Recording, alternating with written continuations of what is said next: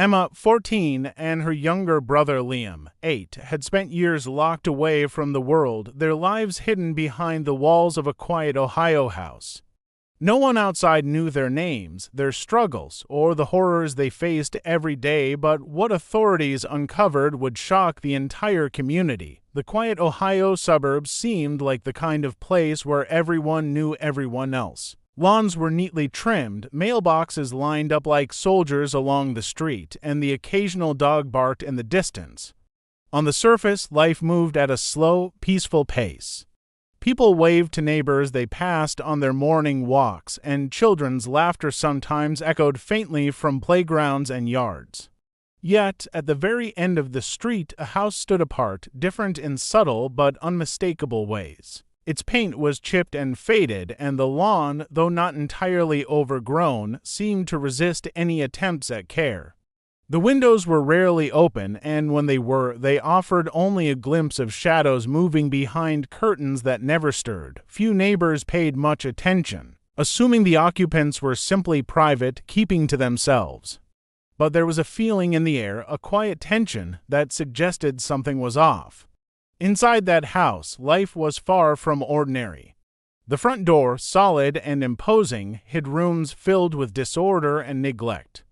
Dust layered every surface, and the air carried a heaviness, a stale smell that seemed to settle into the walls themselves. The children, 13 in total, existed in a world entirely isolated from the outside, their lives confined to a space that should have been a sanctuary but had instead become a cage. They moved cautiously through the house, learning to avoid drawing attention to themselves, understanding instinctively that any sound could bring punishment. Their days were structured around survival. Small routines of eating when allowed, sleeping in cramped rooms, and finding moments of play in hidden corners. These games were fragile attempts at normalcy in a world where normalcy had been stripped away. Neighbors occasionally caught glimpses of the children through partially obscured windows. They appeared pale and withdrawn, with eyes that seemed older than their age. The little ones clutched toys tightly, not for joy but as if they were shields, while the older children carried themselves with a careful vigilance, scanning the rooms as if expecting danger to appear at any moment. Still, people didn't intervene.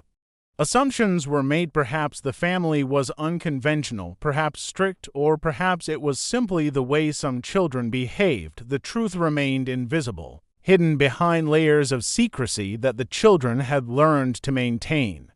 Even the sounds from the house were unusual. At times, faint cries or muffled thumps slipped through the walls, but they were subtle, easily dismissed as the noises of a household adjusting to ordinary life.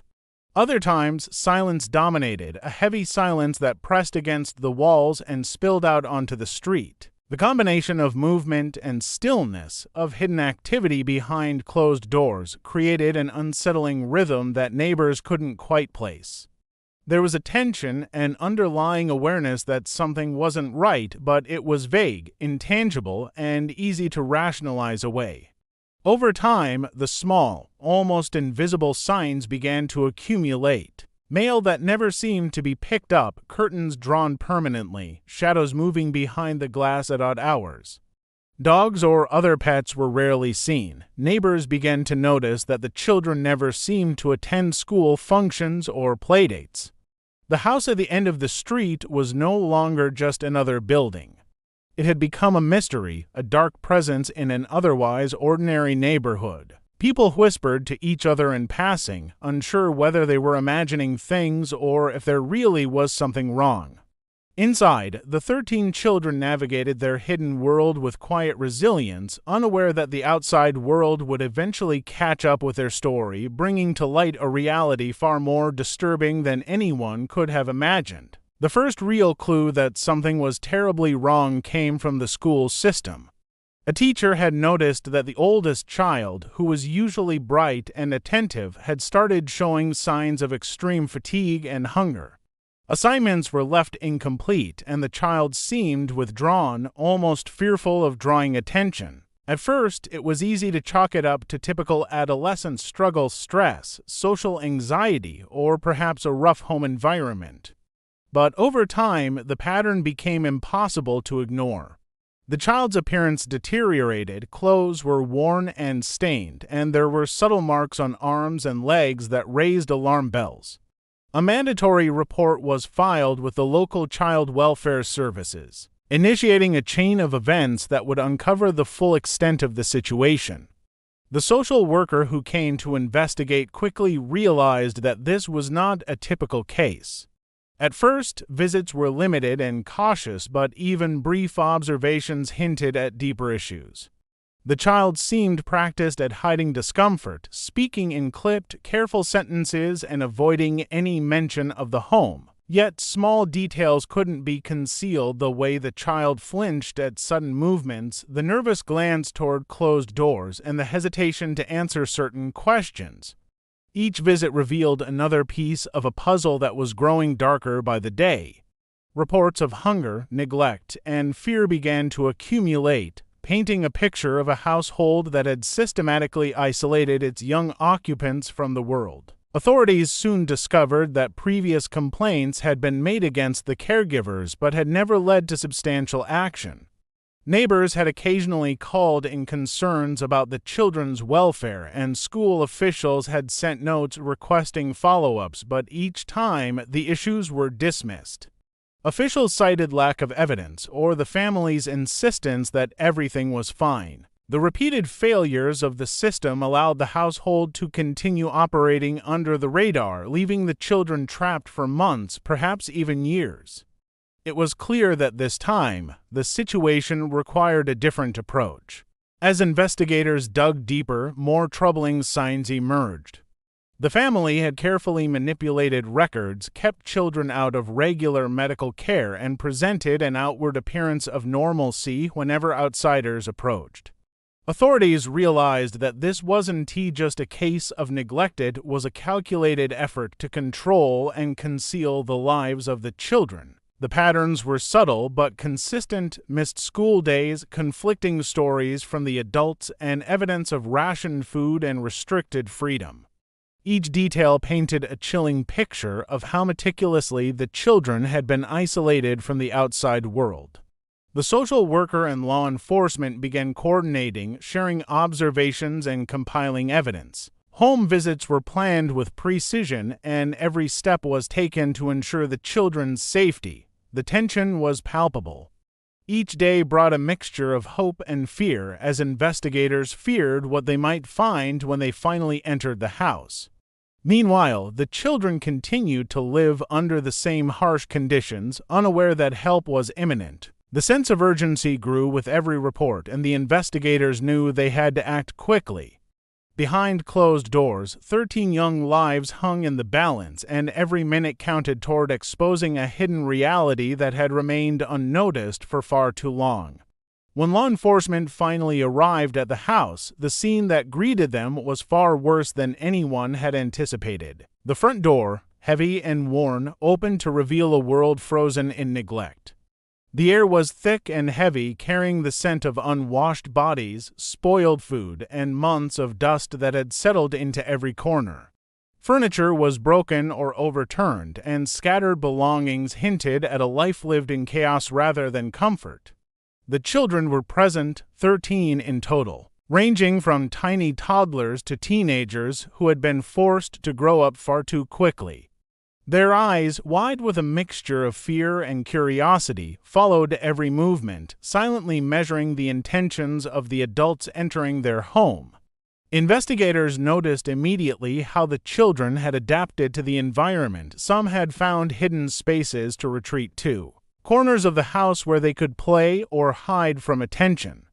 Others moved carefully, as if every step could trigger punishment. Despite the squalor, there were signs of small acts of resilience: drawings taped to walls, homemade toys, and books that had been salvaged and treasured. These glimpses of normal childhood amidst the horrors suggested the children had clung to whatever fragments of comfort they could find. The house itself seemed almost alive with secrets, each room telling a different story of fear, deprivation, and quiet survival. The investigators documented everything meticulously. Bedrooms were overcrowded, with multiple children sharing single beds or sleeping on the floor. Clothing was minimal and often threadbare, some items patched together in crude attempts at repair. Food, when it existed, was scarce and poorly prepared, evidence of meals rationed not out of necessity but as a method of control. The walls, in some rooms, bore marks, scratches, and dents that hinted at previous attempts to escape or at the children's frustration with the confinement they had endured. It was a scene that spoke not only of neglect but of a system of control designed to isolate and intimidate. The older children exhibited surprising composure.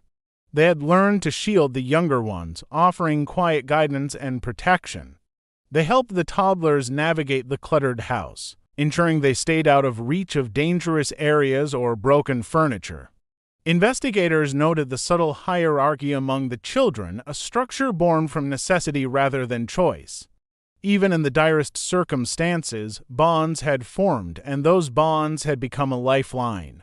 The children's survival depended on their ability to work together, sharing scarce resources and looking out for one another in ways that went unnoticed by the adults who had failed them. As the room-by-room search continued, the investigators discovered hidden notes and drawings. Messages were scrawled on scraps of paper and tucked away in drawers or behind furniture, silent cries for help that no one had ever seen. These fragile records offered insight into the children's inner lives, the hopes and fears that had been carefully concealed. Each note revealed intelligence, creativity, and courage, a stark contrast to the harsh environment that sought to suppress them.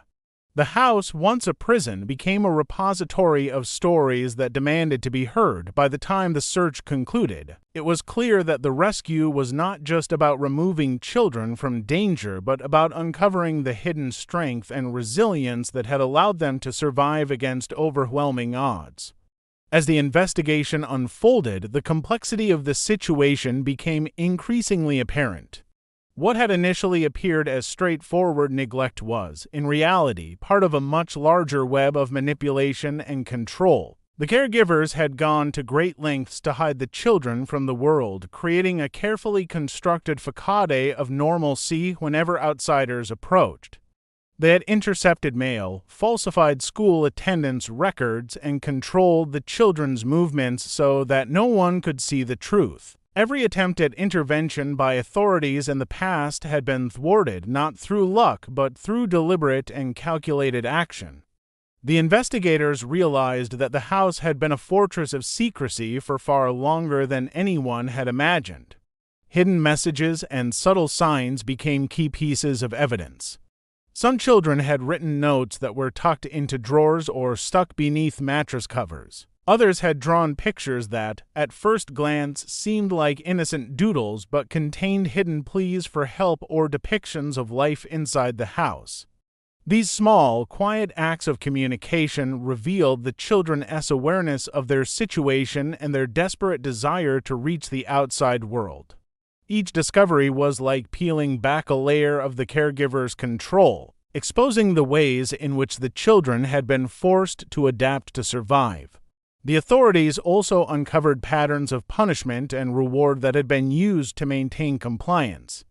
Food, attention, and basic necessities were distributed not according to need, but as tools to manipulate behavior. Children learned to anticipate the caregiver's moods and to avoid actions that might draw negative attention. Investigators were struck by the level of psychological control exerted over the young victims. The house had been more than a physical prison. It had been a place where fear and manipulation shaped every moment of the children's lives. In addition to the physical and psychological barriers, the children's social isolation was profound. They had almost no contact with neighbors, teachers, or extended family, and any attempts to reach out had been quietly shut down. The caregivers had monitored phone calls, intercepted letters, and even controlled what the children were allowed to read or watch.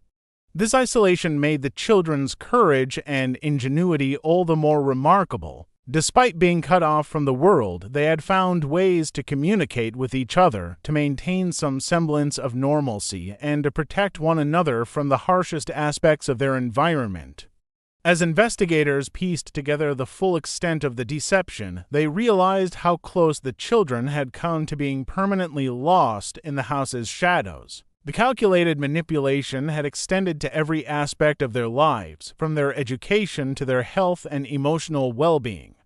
Each new discovery raised more questions about how such a system could persist for so long and why previous interventions had failed.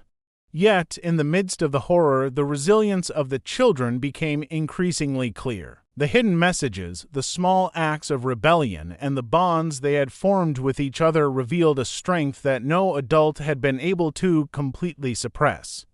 This hidden resilience became the cornerstone of the investigation, guiding the authorities toward strategies that would ultimately lead to the children's rescue and the unraveling of the house's long-held secrets. The rescue operation was carried out with extreme care, each step planned to ensure the safety of the 13 children. Law enforcement, social workers, and medical personnel coordinated in silence, aware that any sudden movements or loud noises could startle the children or alert the caregivers. When the moment came to enter the house, the atmosphere was tense, every second stretching longer than it should have.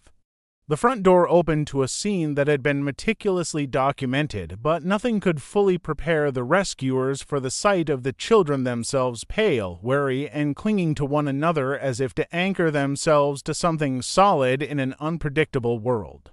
The children were guided out of the house with calm efficiency, each one reassured with gentle gestures and careful words.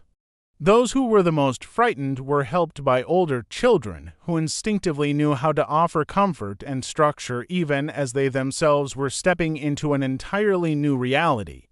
Medical personnel moved in quickly to assess their health, uncovering malnutrition, untreated illnesses, and injuries that had long gone unnoticed. Despite the physical toll of their confinement, the rescuers were struck by the children's alertness and intelligence, evidence of a resilience that had carried them through months or even years of hardship.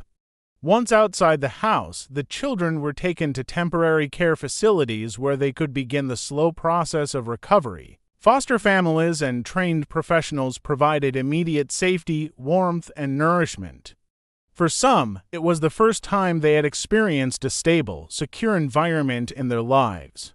They received medical treatment, psychological support, and educational guidance, all tailored to help them adjust to a world that had seemed inaccessible for so long. Even simple acts like eating a full meal without fear or sleeping without constant vigilance became milestones of progress.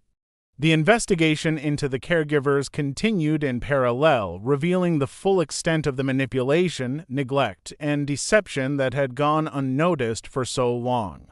Charges were filed and legal proceedings began, highlighting both the severity of the crimes and the systemic failures that had allowed the situation to persist. The story captured public attention, prompting a wave of media coverage and sparking discussions about child welfare, oversight, and community responsibility. People across Ohio and beyond were shocked by the hidden realities inside what had seemed like an ordinary suburban house. Even as the children's lives slowly stabilized, the impact of the experience remained. Healing was not immediate, and each child faced a personal journey shaped by trauma, resilience, and adaptation.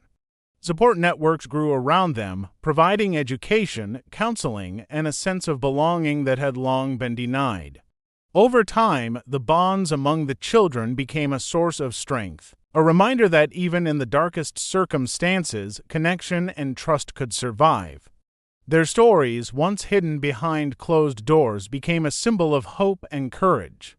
The rescue was not just an ending but the beginning of a new chapter, one where survival turned into recovery and isolation transformed into a life full of possibilities and support.